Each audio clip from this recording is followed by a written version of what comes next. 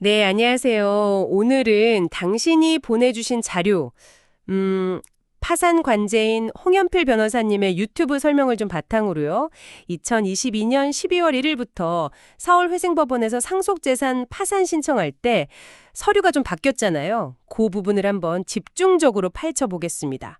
상속 문제, 이게 늘 복잡하게 느껴지는데 그래도 어떤 서류가 왜 필요한지 그 맥락을 알면 좀 길이 보이죠. 오늘 저희가 그 핵심을 딱 짚어드릴게요. 자, 바로 시작해볼까요? 우선 신청하시는 분, 그러니까 상속인, 바로 당신의 자격부터 증명해야겠죠?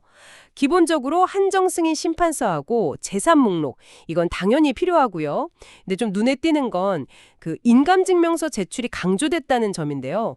이게 단순히 서류 하나 더 내라는 게 아니라 뭐랄까, 상속 폭이나 한정승인 의사, 그 진정성을 확인하려는 목적이 좀 강해진 것 같아요. 위임장 같은데 인감도장 꼭 찍어야 한다는 거죠. 네, 맞습니다. 그리고 돌아가신 분, 피상속인 관련 서류도 중요하죠. 사망 사실이 기재된 기본증명서, 상세로 떼셔야 하고요. 또 말소된 주민등록 등본이랑 초본도 필요해요. 등본으로는 이제 누가 같이 살았는지 알 수 있고 초본으로는 정확한 사망 시점을 확인하는 거죠. 이건 구청 가시면 됩니다. 아, 그런데요. 그 서류 목록에 사망 진단서가 언급된 게 조금 의외였어요. 사망 사실 자체는 기본 증명서로 확인될 텐데 굳이 진단서까지 요구하는 이유가 있을까요? 그냥 확인 이상의 다른 의미가 있는 건가요? 그거요. 네, 아주 중요한 포인트입니다. 단순히 사망 확인이 아니라 사망 원인을 파악하기 위해서예요. 이게 왜 중요하냐면 예를 들어서 만약 교통사고로 돌아가셨다도 해보죠. 그럼 받게 될 손해배상금이 있잖아요. 그중에서 돌아가신 분 본인의 위자료나 일실수익 이런 거는 상속재산에 포함되거든요. 하지만 유족들이 받는 위자료는 상속인의 고유재산이에요. 별개죠. 이 둘을 정확히 나눠야 상속재산 범위를 정할 수 있으니까 사망진단서가 그럴 때 결정적인 단서가 될 수 있는 거죠. 범죄 피해 같은 다른 경우에도 비슷하게 적용될 수 있고요. 아, 그렇군요. 단순히 돌아가셨다는 사실 확인이 아니라 상속재산의 정확한 범위를 가르는 데 필요한 거였네요. 네, 그럼 피상속인의 주거 관련 서류는요? 이건 또 왜 내야 하는 걸까요? 이것도 결국 재산 문제랑 연결되는 건가요? 네, 맞습니다. 특히 임차보증금 처리 방식하고 직접 관련이 깊어요. 서울회생법원의 그 새로운 지침을 보면요.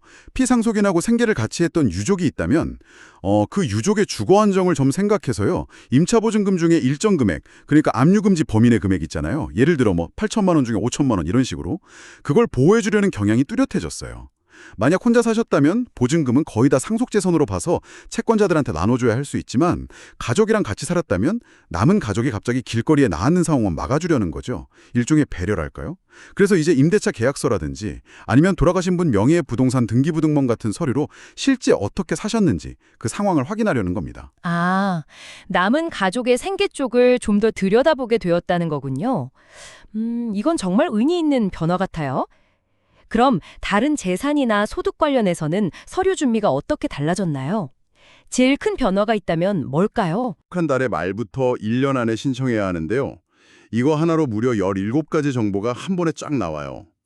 지방세 체납이나 고지 내역, 자동차, 토지 소유 현황, 국세 내역, 은행, 보험, 증권 같은 금융거래 내역 전부 다요. 그리고 국민연금 같은 각종 연금 정보에 건설근로자 퇴직공제금, 심지어 소상공인 대출 정보까지 정말 다 나오죠. 예전에는 토지 정보 따로, 금융 정보 따로, 세금 따로 다 조회했잖아요. 근데 이제 그럴 필요가 없어진 거죠. 훨씬 편해졌어요. 와, 17가지 정보가 한꺼번에요. 진짜 간편해졌네요. 그럼 이걸로 재산 파악은 다 끝나는 건가요? 아니면 뭐 더 확인해야 할 게 있을까요? 중요한 절차가 하나 더 남았습니다. 바로 상속인 금융거래 조회 시스템 결과인데요. 이건 안심상속 서비스랑 좀 다른 게 신청 시기에 제한이 없어요. 그리고 금융채권이라든지 예금, 보험, 증권 같은 금융정보를 좀 더 포괄적이면서 상세하게 보여줍니다.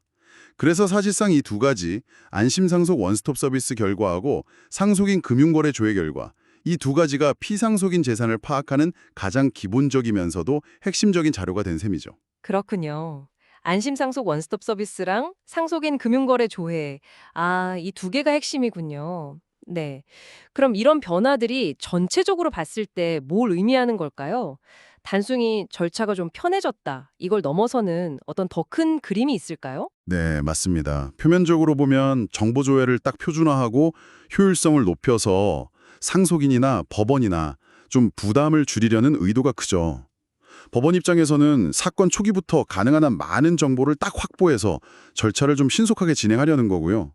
그리고 더 나아가서 보면 2022년 12월 1일 이후 신청된 상속재산 파산 사건들은 특정 재판부 204단독이라고 하는데요. 여기에 다 몰아서 배당한다는 점도 주목할 만해요. 이건 아무래도 사건 처리의 전문성이나 일관성을 높이려는 시도로 볼 수 있겠죠. 네. 오늘 이야기 쭉 들어보니까 결국 핵심은 안심상속 원스톱 서비스하고 상속인 금융거래 조회, 이걸 통해서 정보 수집 절차가 확 통합되고 표준화되었다, 이거네요. 덕분에 상속재산 파산 신청 과정이 예전보다는 훨씬 명확해진 것 같습니다. 네, 그렇습니다. 그리고 아까 말씀드린 임차 보증금 관련 지침 변화에서 볼 수 있듯이 단순히 재산을 딱 정리하고 끝내는 걸 넘어서 남은 가족들의 현실적인 어려움까지 좀 고려하려는 그런 법원의 시각 변화도 읽을 수 있다는 점이 중요하다고 봅니다. 자, 오늘 이야기는 여기까지인데요. 마지막으로 당신께 질문 하나 던져드릴게요. 이렇게 필요한 정보를 한 번에 모아볼 수 있게 된 건 분명 큰 발전이죠. 아주 편리해졌고요. 그런데 혹시 그 통합된 데이터 더미 속에서 어쩌면 우리가 생각했던 것보다 훨씬 더 복잡하게 얽힌 자산이나 부채 관계를 발견하게 될 수도 있지 않을까요? 과연 그 방대한 정보의 진짜 의미를 제대로 파악하고 또 올바른 법적 대응을 하는 것이 전문가의 도움 없이 상속인 혼자서 가능할지, 이건 한번 같이 고민해 볼 지점인 것 같습니다.